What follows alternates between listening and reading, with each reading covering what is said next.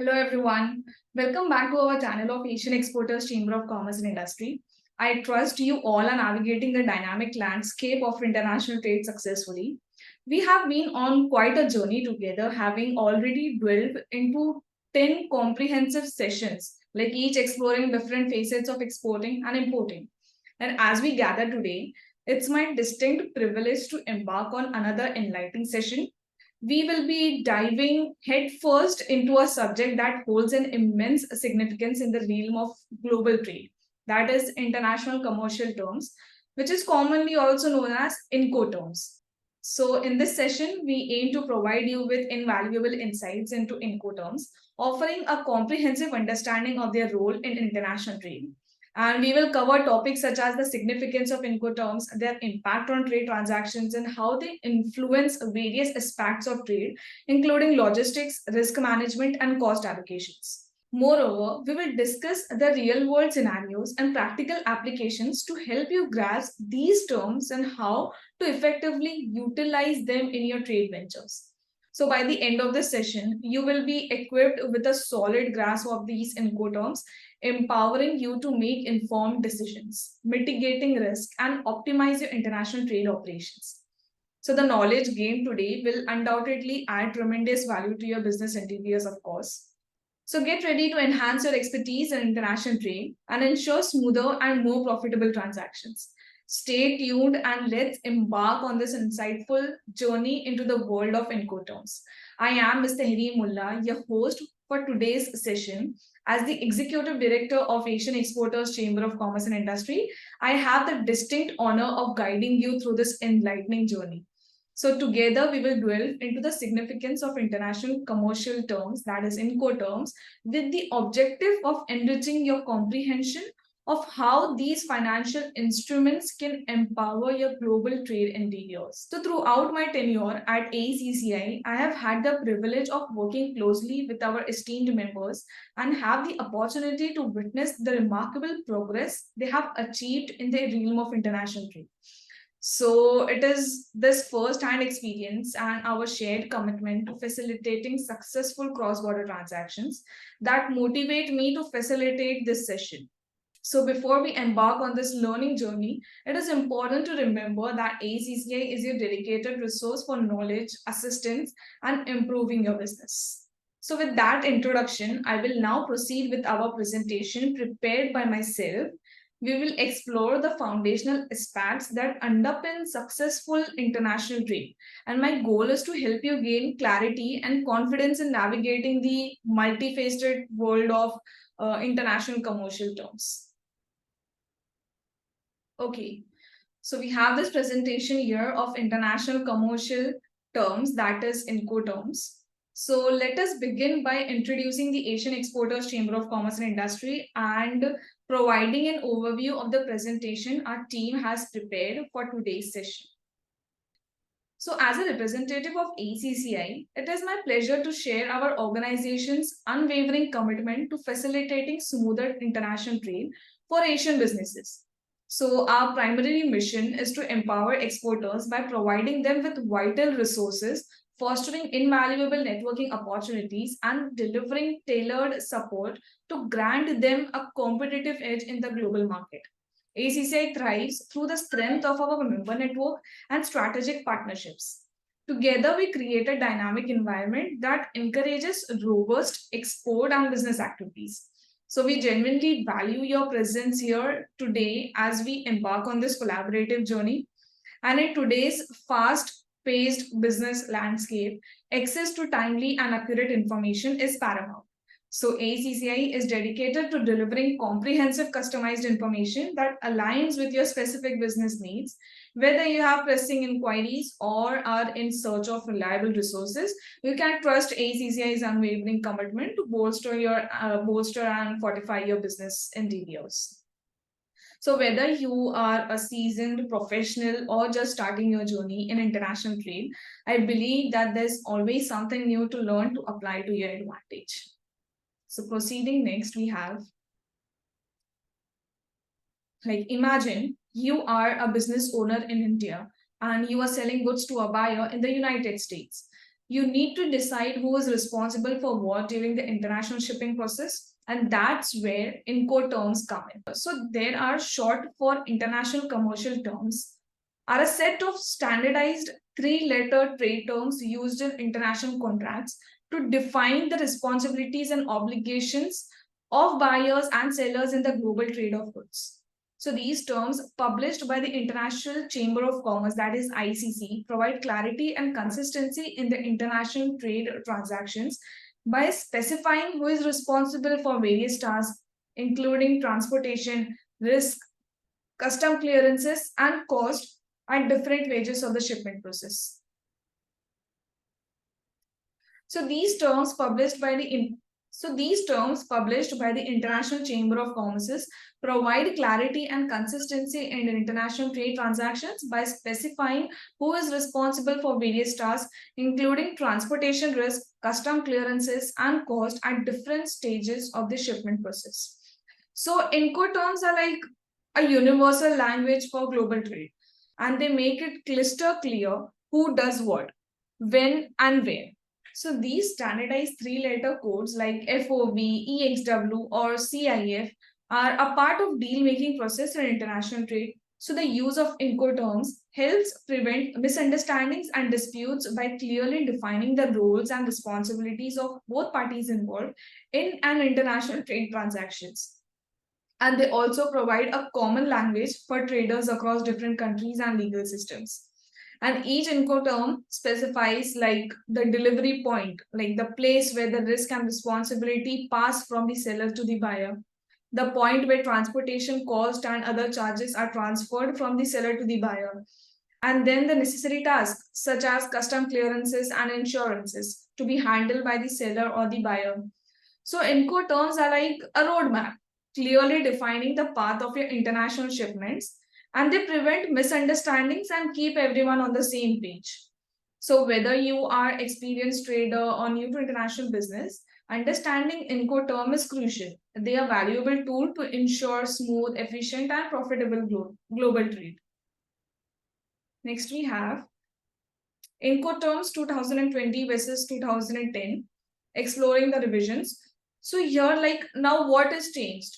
As we all are aware that International Chamber of Commerce periodically revises the Incoterm rules, typically on a 10-year cycle. And the last edition, which was released in 2010, these revisions are driven by feedback from Incoterms users and changes in the global marketplace. The goal is to ensure that the terms remain relevant and suitable for both domestic and international trade. And in the latest edition, known as ICC's Incoterms 2020, several key adjustments have been made. And these changes address various factors, including heightened security requirements, enhanced clarity concerning cost allocation, and the resolution of insurance-related issues. So now a common query often arises among trade professionals, like are contracts referencing previous Incoterms versions still valid? So the answer is quite straightforward. Like each contract is bound by the specific version of Incoterms rules mentioned within that contract. And if a contract only makes reference to Incoterms rules without specifying a particular year, the version of Incoterm rules in effect at that time of contracting would likely apply in case of any disputes. It is considered a best practice to cite the most recent revisions such as Incoterms 2020. Okay, so today we will explore a selection of Incoterms 2020, specifically focusing on 11 terms, 7 of which are designed for any mode of transport, and these Incoterms play a critical role in international trade, and understanding them can significantly impact your business transactions. So first we have is EXW, which is also known as Ex Works or Ex Warehouse. So Ex Works refers to a scenario where the seller makes good available to the buyer at either the seller's premises or another designated location, such as the factory or a warehouse. And in this arrangement, the seller isn't responsible for loading the goods onto any transportation vehicle, nor does the seller need to handle export clearances where applicable. Like for example, imagine a manufacturer offering their products at their production facility, and the buyer is responsible for collecting the goods and arranging for their transport. So this term places most responsibilities and risk on the buyer from the seller's location onwards. Next we have is FCA, or also known as free carrier. So FCA entails the seller handing over the goods to a carrier or a party chosen by the buyer either at the seller's location or another specified place. It is highly recommended that the parties clearly define the exact point within the named place of delivery, as this is where the risk is transferred to the buyer. Like for instance, picture a scenario where a seller is located at a warehouse and they agree to deliver the goods to a specific carrier designated by the buyer at the warehouse. The risk associated with the goods shifts to the buyer precisely at the moment they take possession of the items at the specified location. Then we have is FAS, or free alongside ship. So let's explore FAS, which stands for free alongside ship. In this arrangement, the seller fulfills the responsibility by delivering the goods right beside the vessel as nominated by the buyer at the specified port of shipment. Importantly, the risk of any loss or damage to the goods is transferred to the buyer as soon as those products are positioned alongside the ship. It is worth noting that from the point onward, the buyer assumes all related costs. Like, for example, imagine a shipment of machinery parts to be loaded onto a cargo ship. And in an FAS agreement, the seller ensures that these parts are placed on the quay or barge next to the vessel specified by the buyer at the named port of shipment. And the moment these parts are alongside the ship, the buyer becomes responsible for them, including all cost. Next we have is FOB. So now let's further dive into FOB, which stands for free on board. And in this scenario, the seller has the responsibility to deliver the goods onto the vessel designated by the buyer at the named port of shipment. They might also be responsible for procuring the goods already loaded on the ship. So now the pivotal movement here is when the goods are actually on board the vessel. At that instant, the risk of any loss or damage shifts to the buyer, who must take on all costs from the point onward. Like for example, picture a shipment of electronics ready to be loaded onto a cargo ship. Okay, and in an FOB agreement, the seller ensures that these electronics are either placed on the vessel nominated by the buyer at the named port of shipment, or they have already arranged the goods that are already aboard the ship. The critical transition occurs as these electronics are on board the vessels and the buyer becomes responsible, including shouldering all related expenses. Next we have is CFR. So now let's explore CFR, which stands for cost and freight. And in this scenario, the seller has the responsibility to ensure the goods are either delivered on board the vessel or they have already procured goods that are on the ship. The pivotal movement here is when these goods are safely on board the vessel, and that's when the risk of any loss or damage shifts to the buyer. However, CFR goes a step further. It requires the seller to contract for and cover the cost and freight necessary to transport these goods to the named port of destination. Like, for example, think of a shipment of machinery intended for a distant port. In a CFR agreement, the seller makes sure these machines are either placed directly on board the vessel or they have taken care of goods that are already on the ship. Once these machines are on board, the buyer takes on the responsibility of any potential loss or damage. And however, the seller's commitment doesn't stop there. They are also obligated to arrange and pay for all cost and freight required to get these machines to the specified destination port. We have next is CIF, or cost insurance and freight. Now let's delve into CIF, which stands for Cost, Insurance and Freight.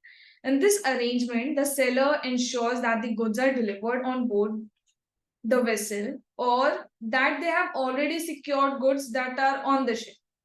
Like the turning point here is when these goods are safely on the ship, at which time the risk of any loss or damage shifts to the buyer. But CIF goes beyond that, like as it obligates the seller to make a contract and cover the cost and freight needed to transport the goods to the specified destination port. Here's the unique aspect of CIF. It involves insurance. The seller is not only responsible for the cost and freight, but also for arranging insurance coverage against any potential risk of loss or damage to the goods during transit. And it is important to note that CIF only mandates the seller to provide minimum insurance coverage. If the buyer seeks additional insurance protection, they must explicitly agree with the seller or make a separate insurance agreement. Like imagine a shipment of delicate electronic equipment traveling across the ocean. And in a CIF agreement, the seller ensures these items are loaded onto the ship. Once they are on board, the buyer takes over the risk of loss or damage, and the seller also take care of all the expenses involved in shipping these electronics to the specified destination port, including insurances. So, however, the insurance coverage provided by the seller is at the minimum level required. So now let's explore CPT, which stand for carriage paid to.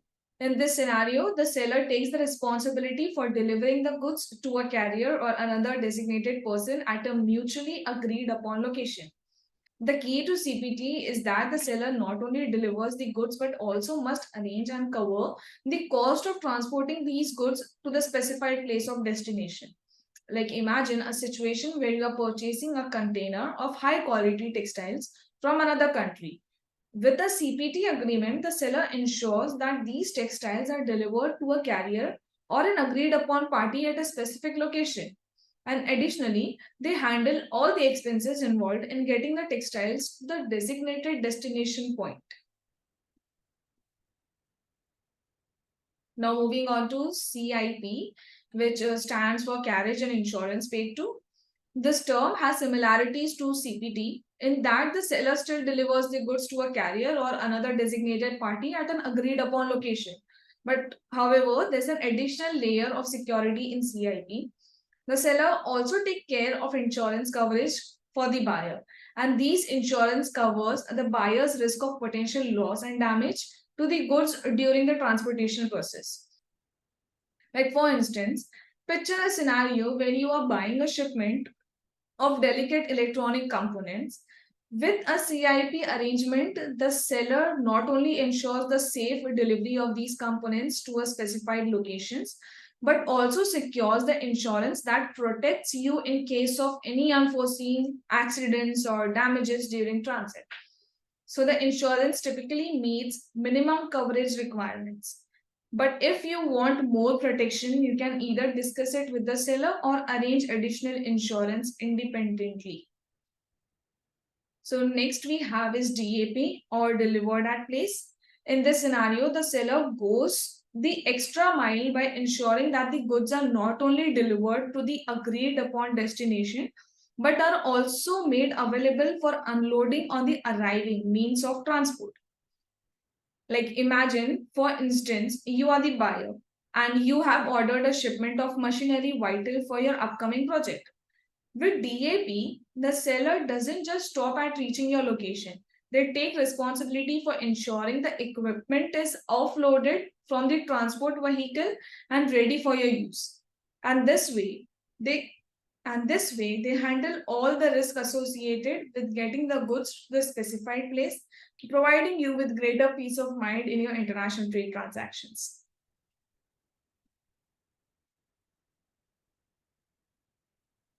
So now let's explore DPU or delivered at place unloaded.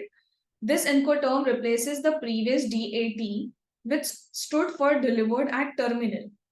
With DPU, the seller takes on the responsibility of delivering the goods and unloading them at the named destination, Like imagine you are a buyer and you have ordered a container full of electronics. In this scenario, the seller ensures that the goods are not only delivered to the agreed upon location, but are also take care of unloading them. So as the buyer, you will find the products ready for your use. And moreover, the seller bears all the associated risks during transportation and unloading. This Incoterm simplifies your trade transactions, ensuring a smooth process for both parties involved.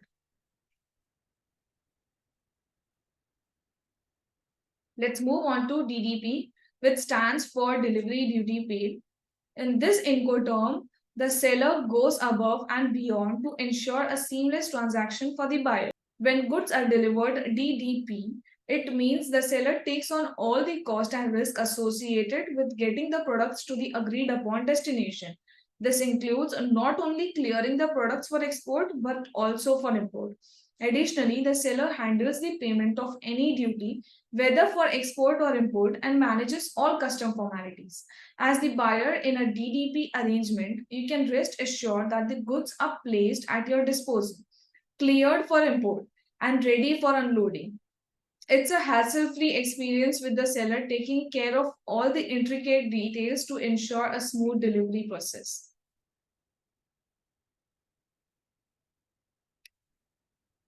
So now, difference between Incoterms 2010 and the updated Incoterms 2020. Let's delve into the notable differences between Incoterms 2010 and the updated Incoterms 2020. While many of the fundamental explanations remain consistent, there are several key updates and alterations that all parties involved in global trade should be aware of.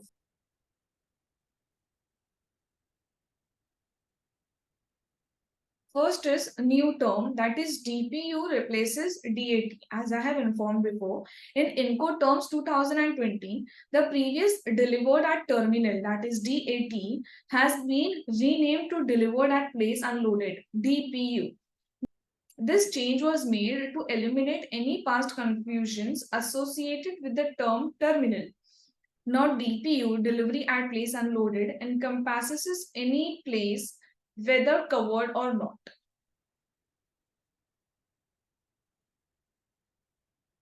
Then we have different insurance requirements of CIF and CIP. Then we have different insurance requirement of CIF and CIP. Under Incoterms 2020, CIF and CIP are the only two terms that necessitate the seller to acquire insurance in the buyer's name. In Incoterms 2010, both CIF and CIP required insurance under Institute Cargo Clause C. However, with the updated Incoterms 2020, CIP mandates insurance cover complying with Institute Cargo Clause A, which offers a more comprehensive level of coverage, typically suitable for manufactured goods. The third is enhanced clarity on cost and logistics. Incoterms 2020 addresses the issue of cost that arose in Incoterms 2010. This version provides more detailed information about cost, which are now clearly outlined under the A9 and B9 sections of the rules. And this explicit clarification ensures that each party knows which costs are allocated to them. Then we have increased emphasis on security requirements and cost. With the growing importance of security, Incoterms 2020 provides additional information on security allocations and associated cost for each rule. The security allocations are now specified in A4 and A7, and the respective costs are detailed in A9 and B9. Next is incorporating buyers and sellers on transport. Incoterms 2020 acknowledges that buyers and sellers may use their own means of transport, such as trucks or planes. This update allows for the use of the buyer's own means of transport under the FCA rule and the seller's own means of transport under DAP, DPU, and DDP. Next and last, we have is changes to FCA, FOB, and the Bill of Lading process. So, Incoterms 2020 encourages exporters of containerized goods to use the FCA Incoterm instead of FOB. A new provision states that the buyer must instruct the carrier to issue a transport document confirming that the goods have been loaded, typically a bill of lading with an on-board notation. This change is designed to address situations where carriers previously refused to issue a bill of lading with this notation, especially when they receive the goods from an intermediary transport rather than directly from the seller. So these updates in Incoterms 2020 aim to enhance clarity and address evolving needs and challenges in international trade. So after this, how can ACCI help you navigate the complexities of such Incoterms? Let us just delve into how the Asian Exporters Chamber of Commerce and Industry can support your business in navigating the complexities of Incoterms. And these alterations underscore the importance of having an export partner to guide you through the intricacies of international trade. So first we have is expertise in Incoterm updates. One of the critical aspects where AECCI can be your valuable partner in keeping you informed about the latest changes and updates in Incoterms. With our deep expertise in international trade, we ensure that you are well versed with the newest terms and their implications. The second is comprehensive guidance. Our commitment to provide a comprehensive guidance is what sets AECCI apart. We offer businesses like yours tailored assistance in understanding how each Incoterms affect your trade operations. And we provide clarity on the responsibilities, risk, and cost associated with each term, ensuring that you make informed choices. The third is accessing your business needs. ACCI recognizes that each business is unique and your Incoterms requirements may differ. So, our team works closely with you to access your specific business needs. We help you select the most suitable Incoterm based on your product, mode of transportation, and risk tolerance. Fourth is streamlined logistics. Efficiency in logistics is paramount. ACCI helps you streamline your logistics by ensuring that your chosen Incoterms align with your supply chain strategy. This not only reduces the chances of misunderstandings but also optimizes the movement of your goods. The fifth one is risk mitigation. International trade involves various risks, and ACCI is your partner in risk mitigation. We guide you on selecting Incoterms that minimize your exposure to risk and disputes, helping you safeguard your business interest. The sixth one we have is cost management. With a detailed cost allocation under Incoterms 2020, managing expenses is crucial. ACCI assists you in understanding the cost implications of each terms. This acknowledge empowers you to budget effectively and negotiate favorable terms with your trade partners. The next we have is customized solutions. There is no one size fits all solution in international trade. ACCI offers customized solutions to address your unique trade challenges. Whether you need assistance with custom procedures or insurance coverage, we tailor our support to meet your specific requirements. The last is navigating legal aspects. The legal aspects of international trade can be complex, and ACCI provide guidance on the legal implications of different Incoterms. We help you understand the contractual obligations and liabilities, ensuring your trade agreements are legally sound. In conclusion, ACCI is not just an organization. We are your dedicated partner in making your international trade ventures successful. With our expertise and tailored solutions, we aim to empower your business, enhance your trade efficiency, and ultimately contribute to your global success. As we move forward in this session, remember that ACCI is here to support you at every stage of your international trade journey.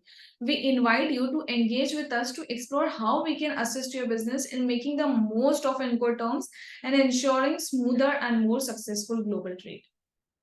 So, we have covered a lot of ground today in our session of Incoterms. I hope you have found the information we shared valuable, insightful, and beneficial to your international trade and TBOs. As you step out of this session today, remember that ACCI is your resource for knowledge, assistance, and improving your business. And we are dedicated to fostering successful cross border transactions and helping you achieve your international trade goals. Whether you are a seasoned professional or new to international trade, there is always something new to learn and apply to your advantage. So for any queries or to contact with our team, please feel free to reach out to us using the contact details provided below and visit our website at www.aecci.org.in for further insights into our services, events, and member benefits. Our dedicated team is at your disposal, ready to provide any additional assistance you may require. So I encourage you to reach out to AECCI with any questions, concerns, or trade-related needs you might have. Your success is our success, and we look forward to being part of your global trade ventures. So, everyone, thank you for joining us today, and we hope to continue supporting you in your journey towards successful international trade. Have a great day, everyone. Thank you very much.